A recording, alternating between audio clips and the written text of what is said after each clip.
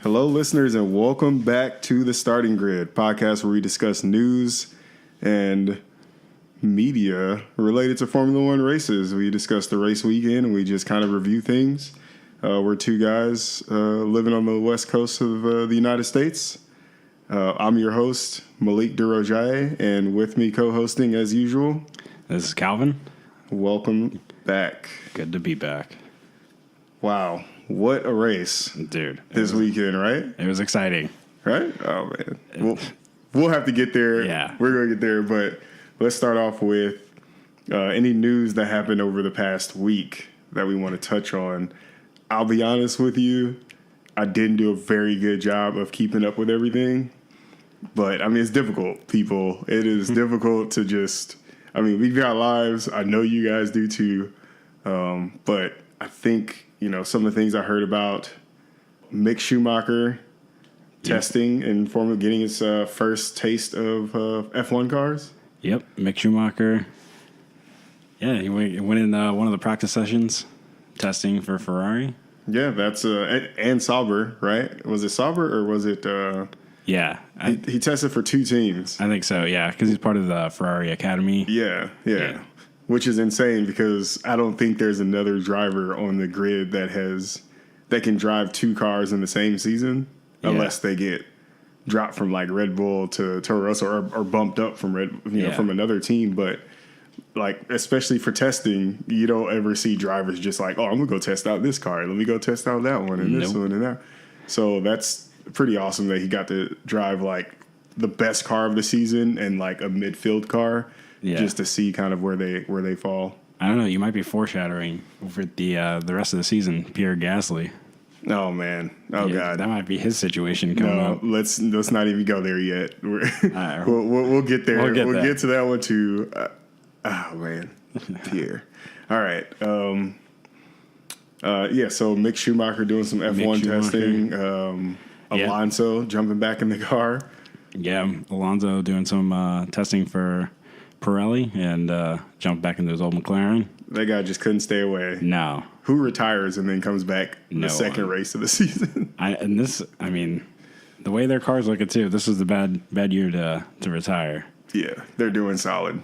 What, he retired because they want to be competitive, or he didn't want to drive an uncompetitive car, and now they're competitive. And now they're looking pretty good. So at least they can compete anyway. Yeah, I don't know. We'll see what. But he did just start a racing team for Super Formula. Did you see that? I've been following him a little bit on social media. Yeah, so you see they had a livery design that was pretty nice. So I don't know if he's I don't know if he's trying to get back into Formula One. I'm pretty sure if he wanted to, they'd be like, oh, I don't know, probably drop one of those drivers. Yeah. Oh, I mean, most likely he'd have a seat in a heartbeat. Yeah, best driver. Yeah, they would give him a seat back. I don't know if they would like drop Sainz or Norris, but because both of them so far have been doing pretty decent. Yeah, they're both looking really good. So I don't know. We'll see. We'll see. I guess the Pirelli testing. I think he could have driven for another car. Yeah, because he's technically a Pirelli tester. That's right. Yeah, he's not testing for McLaren or something. But still, if I was... He looked pretty comfortable, though. In a competing team, I wouldn't want, like, a guy that I know has some, like, friendships in McLaren. Yep. If I was maybe Sauber at the moment, I probably wouldn't want a McLaren ex-driver driving my car so you can go tell Sauber everything that's... Right. McLaren everything that's going on. Yeah. Yeah, and everyone who's at that team, they were putting them there because he was signing off on a lot of people or giving his blessing. So, yeah, that's definitely true. And I suppose they wanted some experience behind the wheel. Carlos Sainz is not new to the track, so our new F1. Lando Norris is new, but still doing really well. But yeah, so Mick Schumacher and Fernando Alonso making their debut there. I think we had some other drivers that I missed a lot of free practice this weekend, so I still have to go back I am going to go back and watch it just because I'm interested, because I think that Tatiana Calderon also drove for Sauber in one of the sessions. Okay. So we'll see. I must have missed it, but yeah. Yeah, free practices are it's hard to stay focused the entire time because, I mean, there's a lot of testing and stuff that the teams are doing. But, I mean, it's still pretty fun. Yeah, I'll probably listen to it on my drive to work or something, commute in, just kind of have it playing so I can hear what's kind of going on. But that's neither here nor there. So I think that was the big news, I think, from the week. Yeah, from the week. Nothing too crazy else happening. So no, I think everyone was focused on the race this week. All right, should we jump to qualifying or practice? I mean, anything? Ferrari just dominated practice all 3 days. Leclerc. The horse or the Ferrari. Poor Charles Leclerc. Oh, yeah. I mean, we'll get to that. But he had power all week, and this is definitely his race weekend. Him and Vettel, they both look competitive the entire practice sessions. And taking the top 2 spots in practice 1, top 2 spots again in practice 2, and practice 3, Ferrari. So closing out all 3 practices. Yeah, they definitely found their power issues. Yeah, out of nowhere, right? They were like super far behind, and now they were quite a ways ahead. Yeah. I think the guys were talking, or the commentators were talking that Ferrari was overcooling their car during the Australian GP. So, okay, I can see that happening.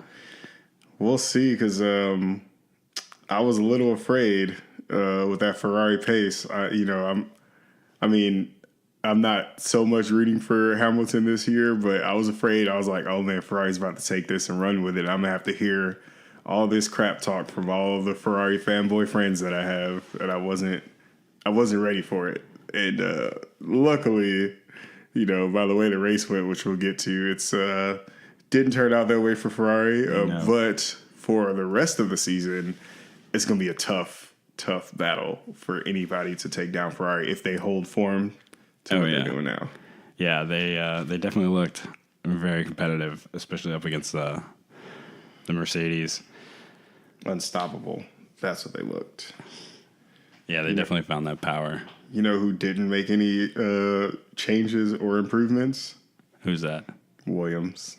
Oh, I mean, their struggles continue. What was it? They came into the race weekend worried about spare parts. Yep. So they are just so far behind, and it's sad. Yeah. It's unfortunate, especially because Kubica continues to round up the back of the grid, and it's... I know, it's sad. But, I mean, hopefully they get there. And Russell, I mean, that guy, I mean, he says all the right things in all the interviews, but you can see the frustration. Yeah, but he's driving it fairly well, I suppose. And we know he's a good driver from his Formula 2 winning championship. So, we know he's a good driver. We just hopefully he can move up, or Williams can get that car into a better position, because it honestly seems like there's the front battle, the mid-pack battle, and then there's just Williams at the back. Yeah, battling each other. They're the only team that's not a part of the kind of craziness that's going on from like 6th to 18th place. Yeah, exactly. Yeah, they're the only team that's not in the mix, and this is a really competitive year, so it's pretty much it's a shame. Yep. All right, so should we get into qualifying? Yes. Moving on to that, we'll start with like who got knocked out in Q3. So first person to get knocked out, Daniel Kvyat, and he got knocked out by 0.02 of a second. So that's how. I mean, he just barely missed it.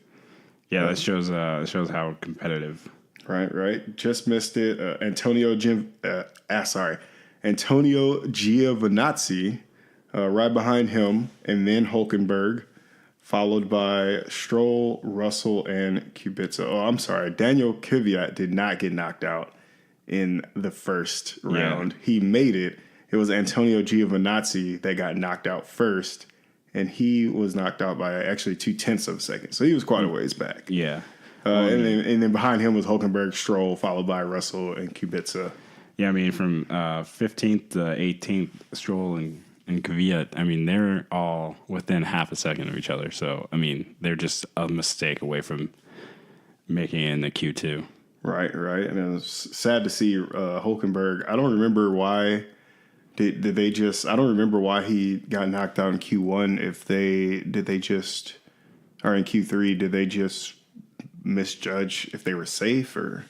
I think that might be the case. I mean, going forward, if I was any team, I would not consider myself safe at all. I would be taking as many laps as I could. Yeah, run it out. I mean, they still have to worry about their tires, but the battle is so strong. Yeah. So it ain't safe for the black or the white girl. Oh, sorry. Yeah. I mean, yeah. So that's Q3. That's everybody got knocked out in Q3. Q2, we lost Ricardo, who just missed out by 0.2 of a second behind Lando Norris because McLaren is super competitive this year. Followed by Alexander Albon, Pierre Gasly down in 13th place. Again, getting knocked out. This time making it one step closer. I think he got knocked out in Q3 before last race. Was it Q3? I think it was Q2. Q2? Okay. Race. But yeah, pretty much the same position. Yeah, it's unfortunate because that Red Bull should be fighting towards the front of the pack, and he should not be down here.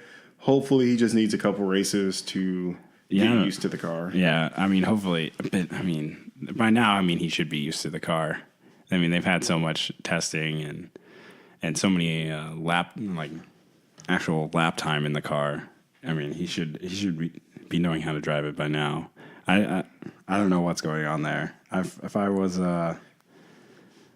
Christian Horner, I would be super worried about this. And definitely Pierre Gasly should be worried that because Red Bull is they're not shy to switching drivers from Toro Rosso to Red Bull if they need those points. They will do it. They did it. Absolutely. They did it before recently, so I think they are not so nice about it. They will be like, yeah, you're going back down to Toro Rosso. Yep.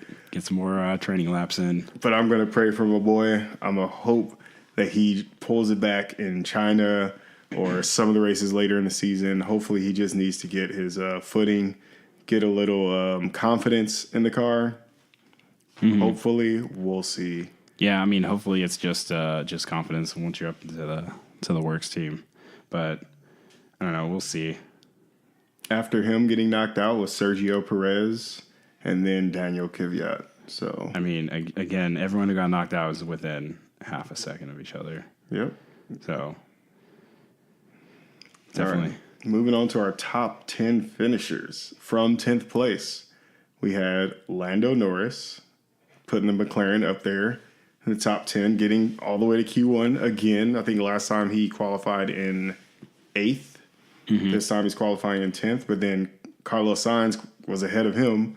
So the McLaren's looking really good this season to be actually competing up at the front where they were just at the back of the pack kind of last year at this time. Yeah. So Lando Norris followed behind. He was Lando Norris, then Kimi Räikkönen in 9th, Romain Grosjean in 8th, Carlos Sainz in 7th, putting that Renault up there. And then Kevin Magnussen up in 6th, Verstappen in 5th, and then Bottas, Hamilton, Vettel in 2nd, and making his first pole position of his career in Formula One, and the second youngest driver in history of Formula One to sit on the pole, and the youngest in Ferrari's history to sit on the pole is Charles Leclerc. Oh yeah, yeah. This seemed like it was definitely his track. He was outperforming Vettel, killing it. I mean, yeah, killing it. I was like, oh, Vettel, you're about to lose your job. Yeah, you are not number one driver. I think it's quite clear that because Leclerc showed signs of being faster than Vettel in Australia, he just backed off, right? He's like, talked to the team. He's like, can I pass him? And they're like, no. And he's like, all right, I'm going to hold off. But my patience is wearing thin, and I guess it only took him one race for his patience to go away. I think we're in for a good season, especially between the two Ferrari drivers. Leclerc shows a lot of promise. I mean, I guess it's all in the way this guy prepares. I mean, he spends hours and hours in the simulator. It shows. The races, yeah. It shows because he was killing it out there. I mean, he was 0.3 ahead of Vettel. Yeah, he was just smoking everyone. So they weren't even nipping at his heels. I mean, they were there. 0.3 is close, but not, not super close. And I mean, Hamilton was just 3/100ths behind Vettel, and Bottas was a 10th behind Hamilton. So they're all super close, and then you had Leclerc just killing it 0.3 ahead. He's like, nope, you're not touching me. Can't touch this. Miles ahead of everyone else, right? In the times. But so I got a question for you. Do you think Sainz and Norris, like, this is going to be like the new normal for McLaren? I hope so. And making in the Q3 all these races. I hope so. I mean, I can't say that they're always going to make it to Q3, but they're definitely going to make it to Q2. I think they're solidly, unless something happens and goes bad. Actually, they might not make it to Q2 with how close the pack is, now that I think about it. Yeah. Because all it takes is a 10th or two for one of those guys to drop down and be out in Q3. Mm-hmm. But McLaren is doing awesome. I never was that much of a McLaren fan. Yeah. But after watching what Amazon Prime tried to do with F1 Drive to Survive, right? They followed McLaren in 2017. Yep.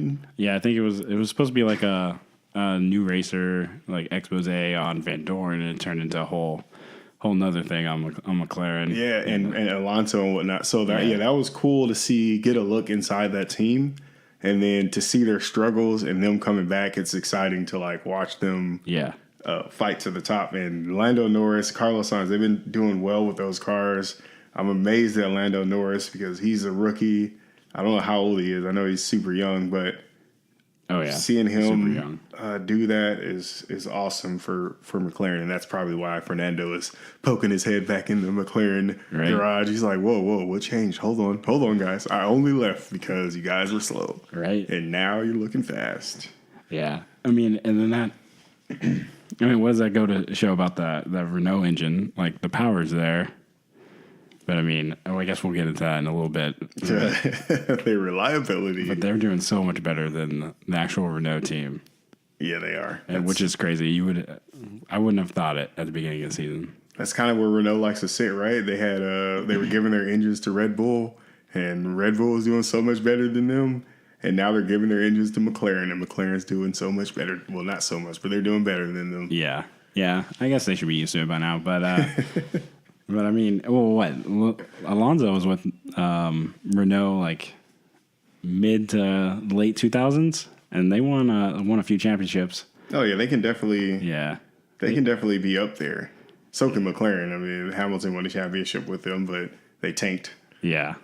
After that, so as always, the tides will change, and as they say, Rome must fall or whatever. I don't know if they say that, but at some point, every empire falls. Someone else has to. I mean, yeah, exactly. Someone else is going to show some promise and take over the top spot. The no one ever stays on top forever. No. So, let's see. Romain Grosjean received a grid penalty. Yeah, so even though he qualified in 8th, he started the race 3 positions down. Was it 3 place? Yeah, 3 place grid penalty. Yeah, back in 11th. Yep. So he started the race in 11th. He was impeding Lando Norris. I think I saw that happen. I don't think he just knew that he was coming. No. His team didn't tell him. And so he was chilling. And right when Lando Norris came around the corner, you could kind of see him freak out a little bit. He hit the throttle real hard to try to get out of the way. And he kind of lost a little bit of traction, got a little squirrely on the track. Yeah. But unfortunately, it was too late, and Lando Norris's lap was messed up. So it's unfortunate. It's not his fault necessarily. Mm-hmm. He probably shouldn't be chilling on the racing line like that. Absolutely not. But at the same time, I guess he was just out of it. And maybe he was just lollygagging and wasn't paying too much attention. He was behind him. Didn't ask the team. I don't know. Too many controls on the steering wheel to adjust. Yeah, way too many. I can't even understand how they... Well, I mean, that just... I don't know what it is about Haas. It's like I want to root for them so bad. And it's just like why don't you tell your driver you got traffic coming? Or I mean, everything's about grid position and qualifying. So I mean, they should know where they're at and who's on a hot lap. And that definitely should not have happened. Those are 3 grid places that should not have been given up. It's unfortunate, definitely unfortunate.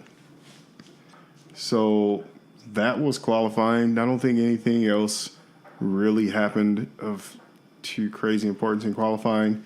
It was just Leclerc taking that first place, which was amazing. Ferrari dominance, which is good because after Australia, I thought it was going to be another Mercedes year of Hamilton, Bottas taking all the podiums. Not this time. No, this is going to be a good season. It's going to be a battle for the championship for sure. But as we'll see by the race, you can never count out Mercedes or Hamilton because Hamilton is starting to make a name for himself in how he's winning these races. And we'll touch on that right when we go through this race results. Or the actual race. So, yeah, the race started off. I mean, the whole thing from start to finish up to the last second. Yeah, not a dull moment. Yes. Not a dull moment. I mean, even in the last couple of seconds, he could have gotten past.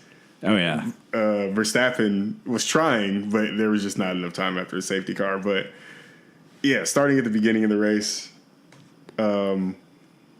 Well, I mean, challenging. The wind was blowing like crazy. I think the most amount of wind they've had throughout the weekend. Oh, yeah, for the race. Yeah, that's right. And then when they were just, formation laps, and then the lap to get to the grid, everyone was worried about it. Yeah, they had some strong headwinds I kept hearing about at the top of, I think it was one of the back straights. Yeah. Or the back straight and the top of the hill, they said there's a lot of headwind. Hamilton mentioned it when he talked about his pass on Vettel. He said he noticed the flag. If you look at the flag, he knew there was some super strong headwinds, so he felt like he could brake a little bit later and use that wind to help him stop. Yeah. Which is amazing that he's thinking about that while flying 200 whatever miles an hour. Yeah, there was a lot of late braking into that corner. Yeah, it was crazy. I mean, and everyone was trying to overtake right there. I think it was turn 4. There was a lot of overtakes. I can't remember the stat on Bahrain, but they said, I know it was the top 5 overtaking tracks on the circuit, and they said something like 46 overtakes happened last season at this race, which is insane after coming from a track like Australia where no one really overtakes that much. And then you come into Bahrain and they added another DRS zone to help in the overtaking. So, which I think they did a pretty good job because that second DRS zone really, I mean, you get up in the first one and then you close the gap.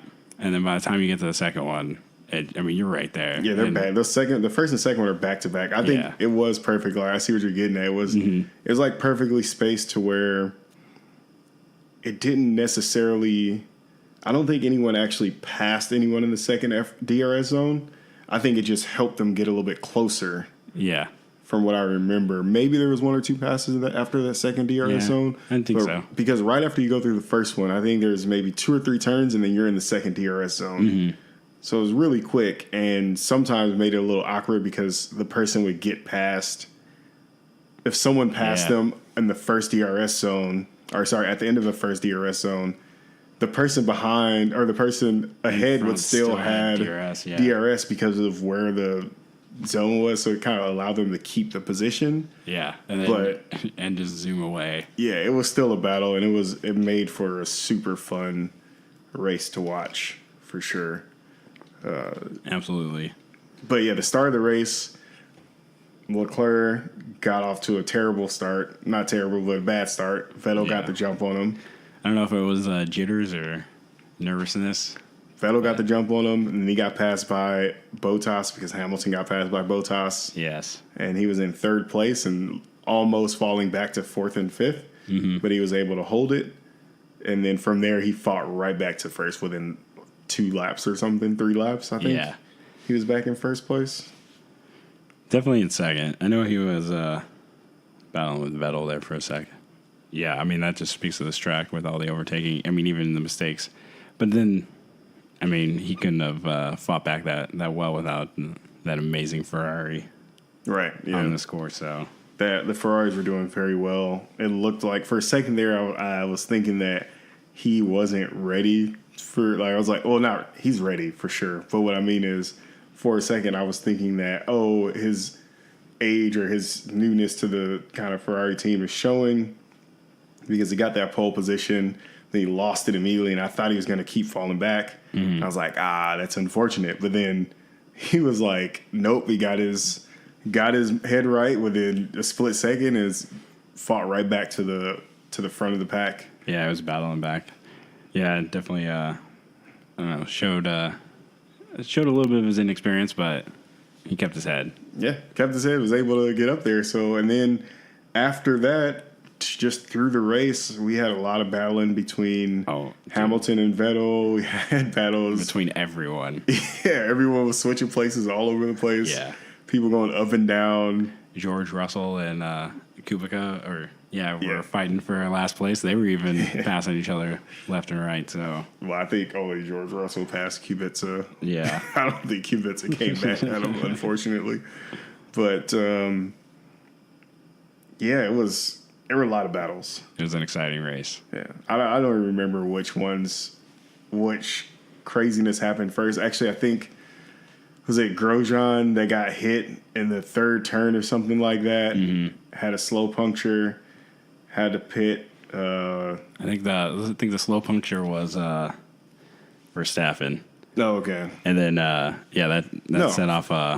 Because Verstappen still did he have a slow puncture? I think so. That's what and he Christian Horner was saying on the broadcast. Place? Yeah, nice. He was. Well, I mean, they pitted him immediately. And started off like that chain reaction of pit stops and kind of made everyone panic a little bit. I think was it Ferrari who got the undercut on Hamilton? It was no, I don't think. No, they didn't get the undercut. I think Hamilton got the undercut on Vettel. That's what happened. Because Vettel was coming back close to Leclerc, but they had to pit Leclerc first because you're not going to sacrifice first place. So they pitted him first, and because Vettel was right behind him, he couldn't follow him into the pits. And Hamilton went in right there as well. So Hamilton got an entire lap of fresh tires and was able to successfully implement that undercut strategy and got ahead of Vettel. Yeah. But it didn't matter because Vettel came back. Fought him, got the position back, and then later on that didn't matter again. Yeah. So. Oh man. Yeah. Do you want to talk about that? I guess it's time. Yeah. Well, I mean that was the whole battle of the race. I guess was the tires. So. Yeah. I mean, I think that's what led to that Vettel Hamilton little showdown there. Yeah, Hamilton was complaining a little bit earlier over his tires, but he was also on the softs while Vettel was on the mediums. So his tires did give out a little bit faster, more extreme, because those soft tires, when they fall off pretty hard. Yeah. So he was complaining earlier, and that's how Vettel was able to pass him up. And then after Vettel passed him and Hamilton got his second pit stop done, came to attack Vettel, and that's when we saw 2018 Vettel come back and show his face.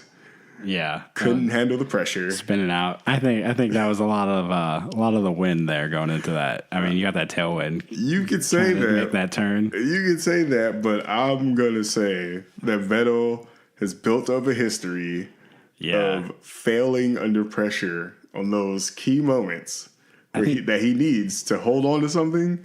He makes a mistake, and granted, it's a very easy mistake to make. Yeah, I mean, it's such a high pressure situation. Yeah, I can't do any better. Yeah, well, I mean, of course, but but it's so unfortunate that 2018 Vettel lost that championship last season. Yeah, Vettel spun out every time someone touched him.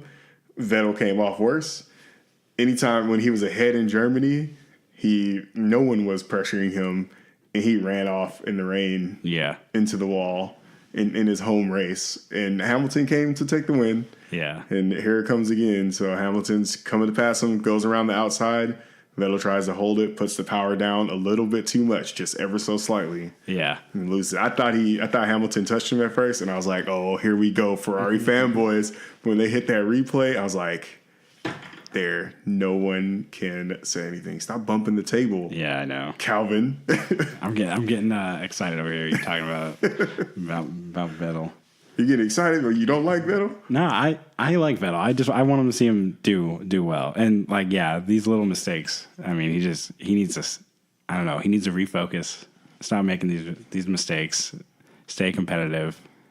And continue to fight for the championship. But I don't know. I blame that one a lot on the weather conditions. Oh, the wind. Oh, yeah, okay. A big gust of wind came. Oh, okay. Knocked him off. And spun him out. Sure, we can allow you to believe that. I'm not going to agree with it. Hamilton had some terrible tires, and he didn't spin out right there. That's true, yeah. But Hamilton made some mistakes too, but very small mistakes. I mean, he locked up a few times, but otherwise he drove a solid race, as perfect as he could be almost. Bottas said at the end of the race that he had made some mistakes, and it put him kind of off pace from Hamilton.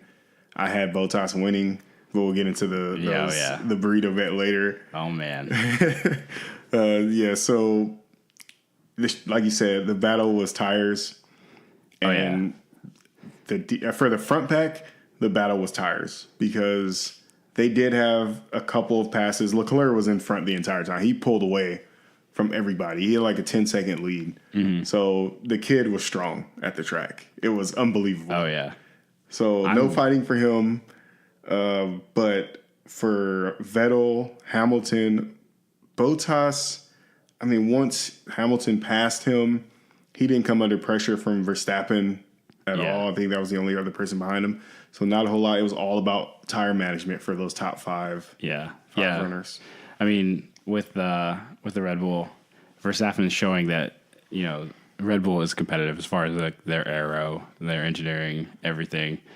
But that engine is just not up to par with the Mercedes or the Ferrari. But I mean, they're showing that they're still competitive. Hopefully they can squeeze a little bit more power out of that Honda before the end of the year. Yeah, it does seem like they're a step off. They haven't lost too much. They're ahead of the rest of the pack for sure. I mean, they're definitely an elite team in that respect, but not enough to compete with the big two. Would you say they're further or closer to the big two from last season? I think they're close, but I mean, compared to last season, do you think they've increased and gotten closer to essentially Mercedes, Ferrari, or have they gotten a little bit further back? Ooh, I think it's a lateral move over the Renault engine that they had last year and the Honda this year. I think they're probably both evenly matched, at least from what we're seeing. And then, I mean, they just can't get enough power to compete with them. But I mean, the aero packages and everything. Red Bull probably has one of the better aero packages, and it's a shame. I would like to see them compete a little bit more with them, but hopefully they can figure it out before the next couple more races. For me, it seems I would say they've gone a step backwards from last season. Whether the engine is more reliable or not it's probably more reliable. So far, it seems more reliable than the Renaults, but it feels to me they've taken a step back. But so have Renault. Yeah. So Renault last season, Renault and Haas they weren't nipping at the hill. They weren't close to Red Bull. They were still super far back, but it seems like they haven't improved either. Yeah. And there's so many of these. I mean, we're only in the first two races, but they've had some mistakes. They've had their disqualifications or not disqualifications, there did not finishes and things like that. So I haven't seen them. It doesn't seem like they're ready to take the fight. Either one of those teams are ready to take the fight to Red Bull. And lucky for Red Bull, because to me it seems like Red Bull is a little bit further back. Now, still have to see another more races, but it seems like last season we did see Red Bull actually fighting for race wins last season, whereas now it seems like they're just kind of there at the back, not really fighting, but I could be mistaken just based off of Gasly not putting his car in the mix. So right now it's just Verstappen kind of attacking, so it might seem a little odd. We'll just have to wait and see for the rest of the season to play out. Yeah, hopefully Gasly can get in the mix. I mean, it is a team sport. I know there are individual racers out there, but having that teammate up there would really help. I mean, we saw that a little bit. Bottas slowing down Vettel, so Hamilton can get up right next to him right before his pit there. Come on, he wasn't slowing him down. That was like for 3 turns. I mean, Vettel caught him, and then 3 turns later, Bottas went in the pits. It was no one planned that. You gotta bulk up a little bit. Everybody's trying to take a stab at Mercedes. Oh man. No, they play the game. They make sure they're competitive. I was gonna say that. Well, we'll have to wait till we start talking about the race win. But before that, we had some other things kind of happen. We had Carlos Sainz. Sainz.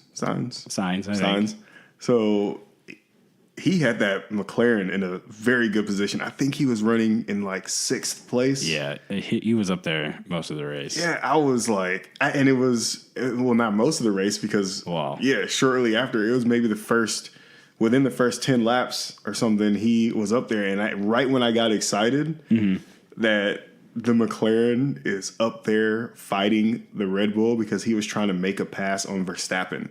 That is what really caught my eye. When that happened, when he attacked Verstappen, I was like, oh my God, McLaren is about to make a pass on the Red Bull. Yeah. I know you don't like that because you're a Red Bull fanboy. And honestly, Red Bull is still one of my favorite teams too.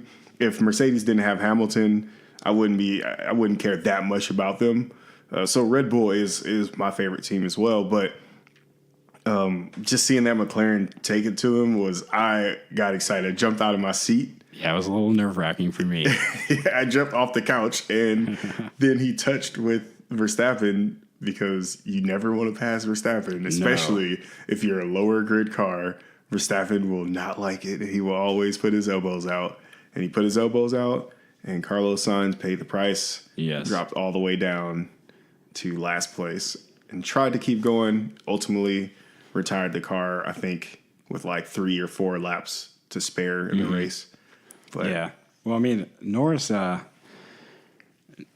up in 6th place, so it would have been a great result for McLaren. Probably a 6-7 finish. I mean, I think it would have been further. I think Carlos Sainz would have gotten ahead of Verstappen. Yeah. And he could have been up there. Yeah. Especially with Vettel, with that spin that Vettel had. Yeah. Who knows? Who knows where Carlos Sainz would have put that car?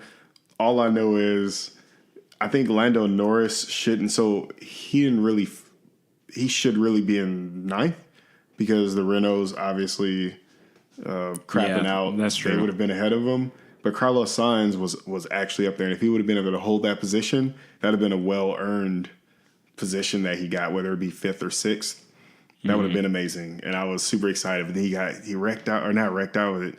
He just had that puncture, and it just kind of messed things up. Or maybe a suspension damage. I don't remember. No, I mean, as much of a fanboy as I am of Verstappen, no, it's always good to see the drivers actually compete and drive. Yeah. So, I mean, that would have been good to see. But I still think... still want that Red Bull. That Red Bull, they would have figured it out. Man, Verstappen, for me, this season, though, so far, he's been solid. Yeah, this season, he's definitely... I don't know what... He hasn't been in the spotlight. He hasn't been in the spotlight. That's true. I'm still waiting. For me, I'm waiting to see the type of person Verstappen is. Like, essentially, like, what kind of man is he going to be, right? He was super young. He was hot-headed in the beginning, and we all are when we're young. You know, nowadays, I'm 30 years old. I don't know how old you are, but just looking at like 21-year-olds now, you're always oh man, these douchebags, right? Like, oh yeah. So you're like, I hope I didn't act that way when I was, but we did, right? Yeah, exactly. We all were 21 at one point, 22. So I don't want to judge him too harshly. I mean, he was kind of annoying me last season and the season before that.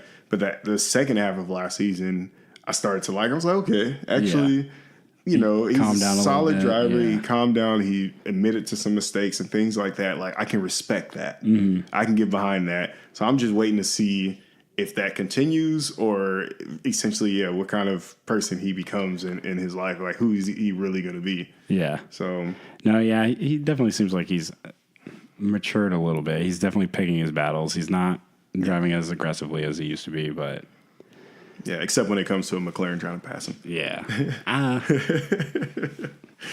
Well, that's another good point. Like, all the investigations. Yeah. They were talking about the stewards going a little bit more lenient. Oh, yeah.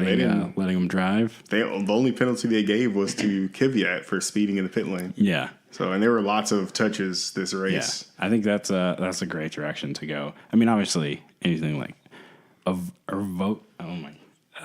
Like overtly flagrant, then obviously, but oh, you mean like Vettel pulling up alongside of Hamilton last year at Baku and just sideswiping him? That deserves maybe a race ban. That's a little intense. No, but I definitely like this year stepping it back, like letting him actually compete. So. Yeah, I'm with that too. Yeah, less penalties. Yeah, I mean, some of those this year this race that were under investigation would have definitely been penalties, at least stop and go penalties or right last year. So it's good to see. Who else did we see battling it out everybody was battling in the midfield. I mean, everyone but Williams. Yeah, everyone but Williams. It was. I mean, Kimi Räikkönen was up there. Pierre Gasly was battling in the midfield, even though he shouldn't have been. Alexander Albon, Sergio Perez, Antonio Giovinazzi, they were all solidly passing one another back and forth. Kimi Räikkönen was ahead and behind. I mean, there's a flurry of pit stops that put everybody back in the mix with one another. It was a great race. Mm-hmm. There was just so much going on. A lot of times, last season, you could really stop paying attention to the back half of the pack. And the entire race would just be showing the front half, but this race was not that. Yeah, I mean, definitely last year there were some races where you watched the first 15 laps and then you watched the last 15. Yeah, you didn't care what happened in the middle because most of the time everyone was just nursing tires or taking it easy. I can't remember what race it was last year that they literally followed. I think it was first place. I don't know if it was Hamilton or Vettel, but they followed them. For 85% of the race, the camera was on them, and people complained. Yeah, and the race director or whoever controls the footage, it's just there was nothing else going on. Yeah. There was nothing else to show you, and that was the sad point. Out of that, it was just unfortunate. There was no one else passing. Everybody was super far behind. So to have this kind of race at Bahrain is amazing. Yeah, definitely. I mean, I hope this continues throughout the year. I think they're making great strides to make this the most entertaining it's been in years. Yep. So should we talk about the Renaults and their epic disaster? Oh, man. Yes, disaster. Did you think they touched? Understatement. Did you think they hit each other? They took each other out? Yeah. When we first saw it, I'm like, well, this is to be expected. Yeah. Of course, this would happen with 2 laps left. I thought 3 or 4. Right. Yeah. They DNF'd on the 53rd lap of a 57 lap race. Dang. So 4 laps left, and it did look like. Yeah. I think everyone thought they took each other out because they were in the same turn. Yeah. Essentially. Well, I think Ricardo was a turn ahead, but they were in the same kind of space. But it turns out they didn't touch. They didn't take each other out. Hulkenberg's engine crapped out on him. Blew up. You saw the puff of smoke and it was just dead. Yep. And then Ricardo, they haven't said exactly what happened, but it almost sounded like he just ran out of gas when they were doing the onboard. Either ran out of gas or his electronics failed. Yeah, there was nothing. Well, he still had the red light flashing on his car, so I think they were saying the electronics were working fine. They didn't see anything come from the engine, but when you're on the onboard, you don't hear anything. His engine just cuts out. He just coasts to a stop, and it's like, what? And they happened like a couple seconds apart from one another. It's like, how unlucky do you have to be for that to happen in the last couple laps? Extremely unlucky. Do you remember what positions they were running in for that? I would have to say they were probably close to 10th, and that they were like right on the points. I'm going to try to find this real quick. But they, and that for Hülkenberg, that's a huge. I mean, your engines, you get 3 engines throughout the year, and you're supposed to last 7 races, and he's already down one. Like he's definitely going to be taking some grid penalties. So they're running 6th and 11th. Okay. And then their car is crapped out. So one of them Hülkenberg was in the points. Yeah. And then Ricardo was on 11th, and just 3 or 4 cars in front of him. So that again shows you how close the midfield pack was.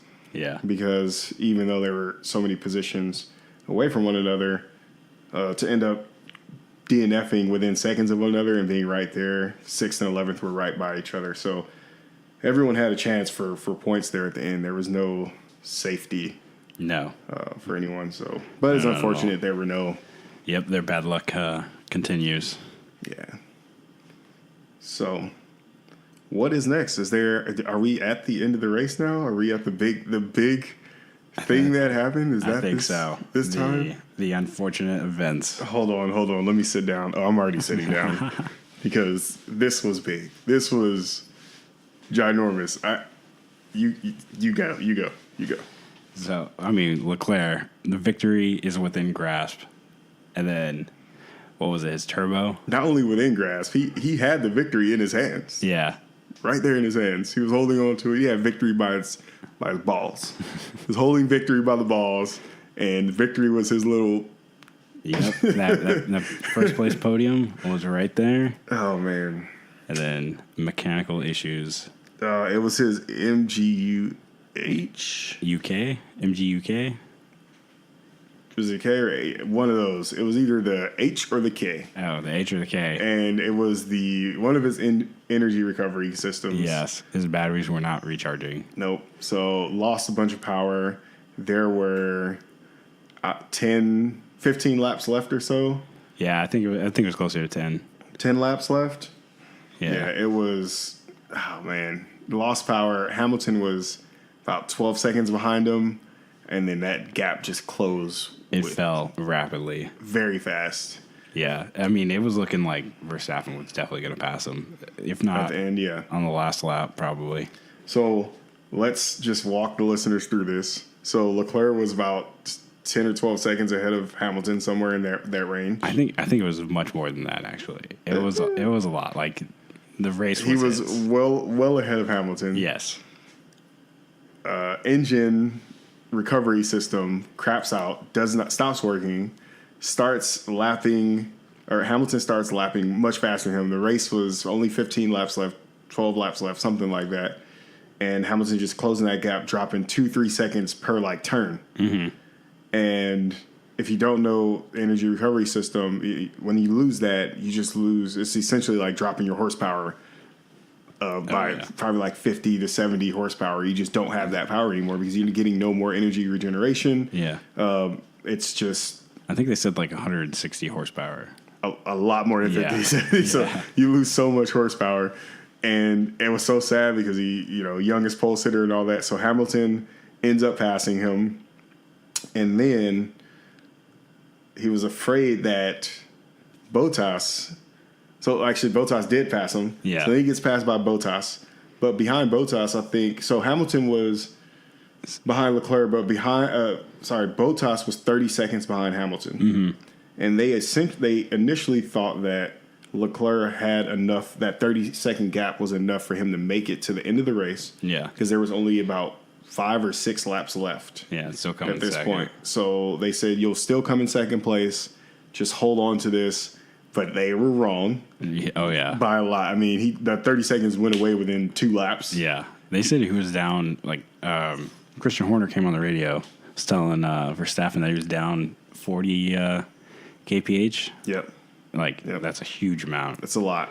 Yeah. So he lost the place to Bottas, and he would have lost the place to Verstappen had it not been for the Renaults stopping, putting out a safety car. Yeah. Those Renaults crashing out, or not crashing out, but crapping out, did a full course safety, so allowed Leclerc to hold that third position until however long the safety car was going. Then they were super afraid that was the safety car going to end too early, and then Verstappen would have been right there. So the commentators were like, "Oh, this is perfect for Leclerc because now he can hold that position." They're like, "Oh, I don't know. There's still 2 laps left." There was still, because when the Renaults crapped out lap 53, so there was 4 laps left when they crapped out, and then. I mean, by the time the safety car was out there, by the time it was 3 laps left. So they were like, "Oh, this is perfect since you made to hold that." And they're like, "Unless the race restarts before the end of the race, because then everybody's bunched up and everyone's going to take him." I mean, whoever was in that lap, I mean, he would have been eaten up by everybody. Yeah. But luckily, he might have ended outside the points if that were the case. Easily. Yeah. Easily. But luckily for him, the safety car ended the second to the penultimate corner, the second to last turn of the race. Safety car came in and Hamilton, right after the safety car, Hamilton took the win within seconds. Yep. And then Bottas and Verstappen was so close to Leclerc. You see him pushing. Oh, yeah. He was right there. If it was another 50 meters, easily would have had him. Yeah. I mean, so disappointing. Yeah. I mean, I couldn't imagine. I mean, the after race interview. I mean, I guess that shows like his. I don't know, how do you say? Not experience, but his maturity.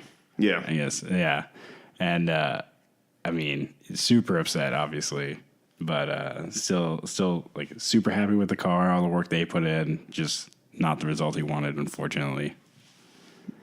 Yeah. It was unfortunate. If I was him, I would have shed a couple tears. Oh, dude. Yeah. I mean, his first podium could have been first podium of his career for Formula One. Could have been first place, but he ended up with third. Yeah. Because that ERS failure. It was unfortunate.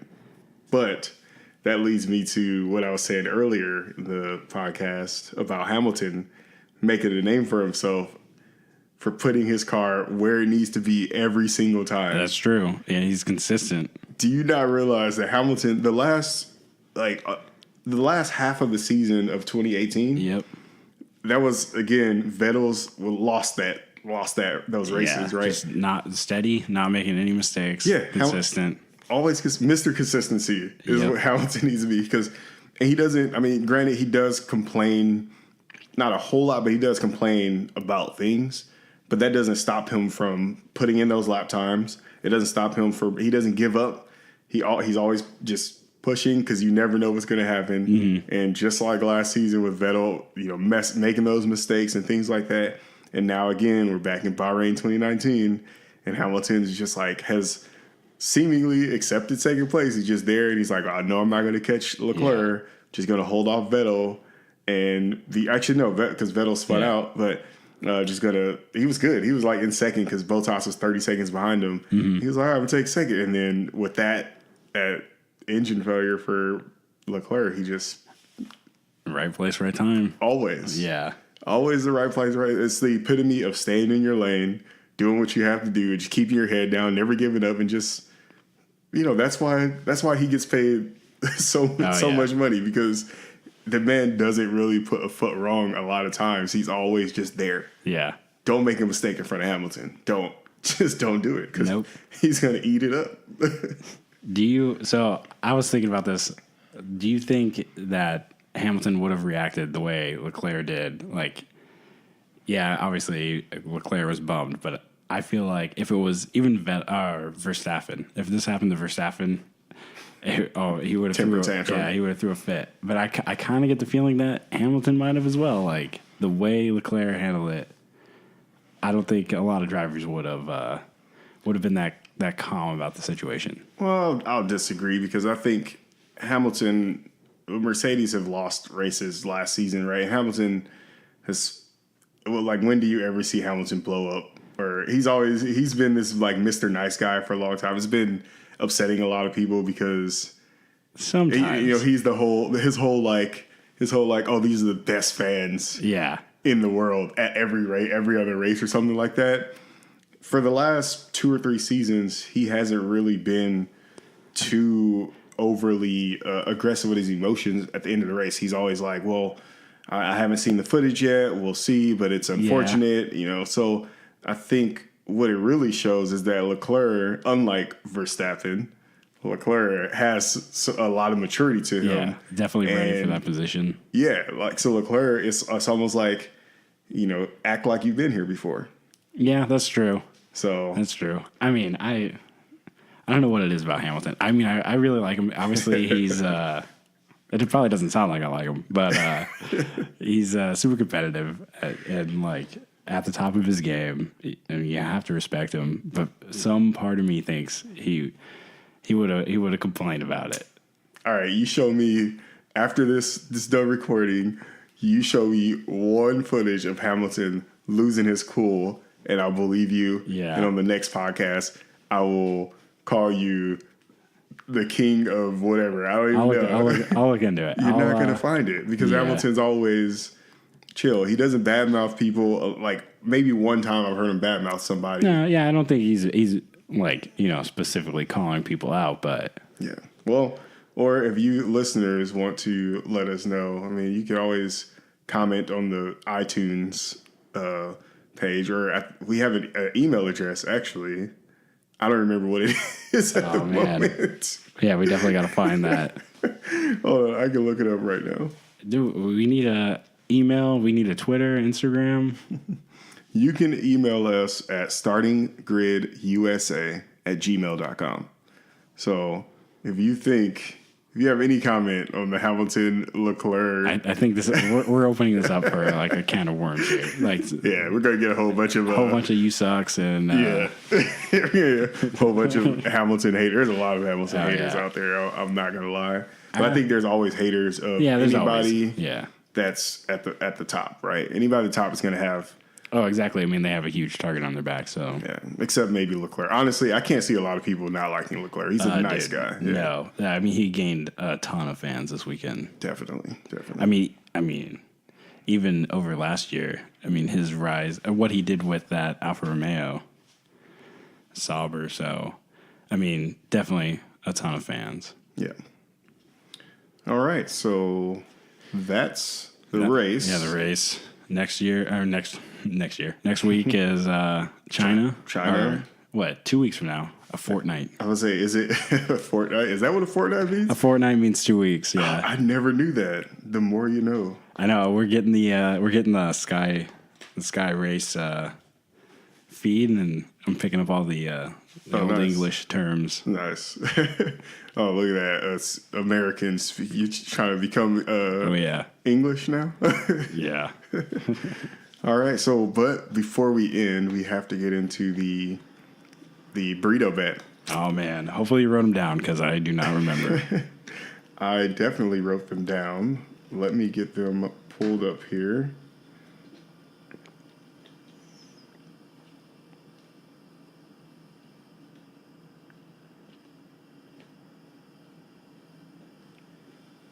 All right, so there were 3 categories. I'll let you know now that neither of us got any points. Okay, perfect. We'll figure this out. All right, we had race win, best of the rest, and we have first DNF. Okay. All right, so let me just get back to the race results. I think I might have got a point for there. You did not get any DNF? points. No? No, sorry. If I remember correct, my... Sorry, buddy. All right, I'll go from the top. All right, so for race win, you have Max Verstappen. Oh, man. I have Valtteri Bottas. hindsight is mistakes were made. Oh yeah. What were we thinking? I'm gonna say all three of these. Well, they weren't terrible predictions, but yeah. All right, so neither one of us got a point for that. So 0 points. Best of the rest, we both had Haas. Oh, okay, yeah. So you had Kevin Magnussen. I had Romain Grosjean. Okay. Yeah, those grid penalties weren't a good start for you. No, they were not. So, although I think Grosjean started in, or not Grosjean, Magnussen started in 6th? Yeah, he started pretty high up there. So that was looking pretty good. So the way we determined best of the rest was anybody not Mercedes, Red Bull, Ferrari. Yeah. So best of the rest was, amazingly, Lando Norris in the McLaren. Awesome. Just awesome. At the beginning of the week. Or best of the rest. Would have never guessed. Right now, McLaren best of the rest, finishing best of the rest. And then Grosjean didn't finish, and Magnussen finished a lap down in 13th place. Raikkonen would have been a good choice. Yeah. Came in 7th place, the Iceman. Yep. He's always been on the Iceman. Did you hear his radio message? Did you hear that radio message? Yeah. How does the front wing look? I don't know. You tell me. Yeah. It's like, what? Now, when they asked it, I was like, what kind of question? Right. You want him to look up, pop out the car real quick and just kind of look up ahead? Like, what? He can't see that? It's such a Raikkonen response, too. It's awesome. It was amazing. I thought it was a silly question to ask any driver. How does your front wing look? Yeah.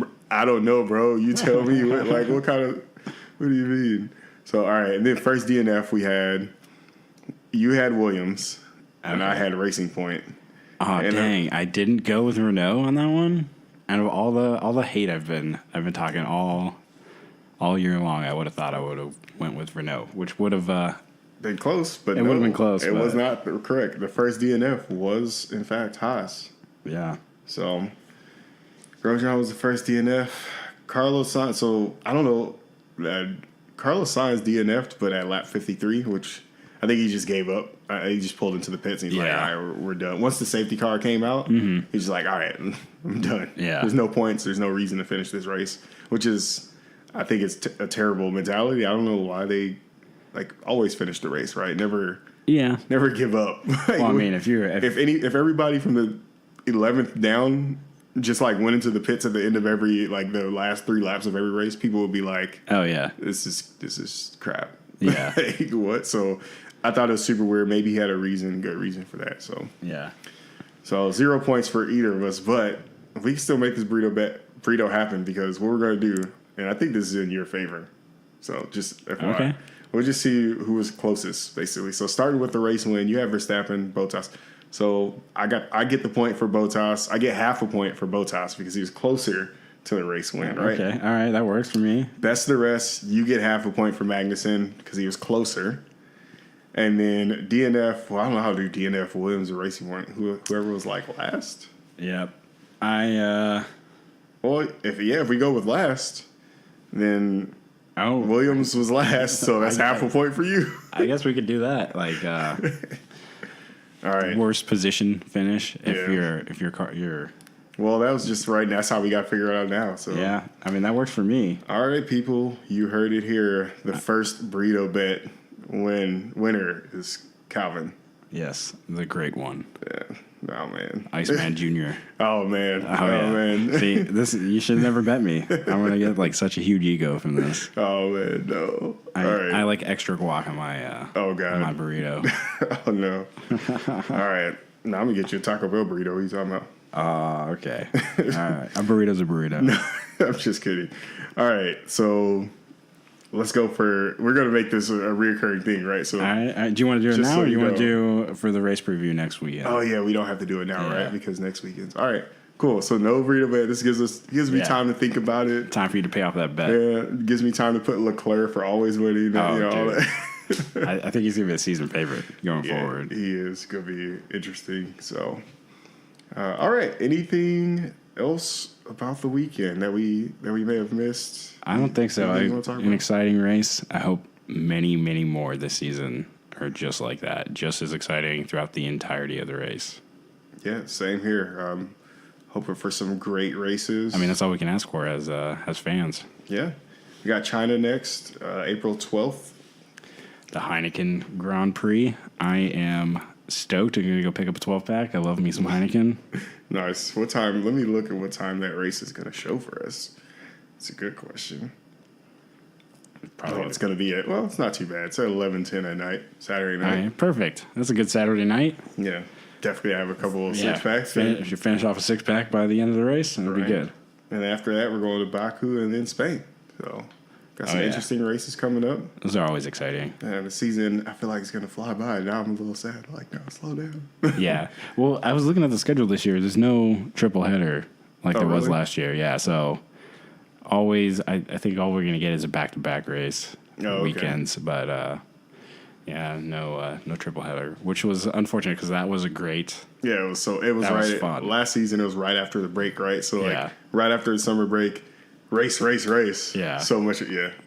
All right, that's it. As we said before, if you want to reach out, you can reach out at startinggridusa@gmail.com. Yeah, remember to like and subscribe. Yeah, questions, comments. Like and subscribe on iTunes, Spotify, and that's it. Yeah, have a good one.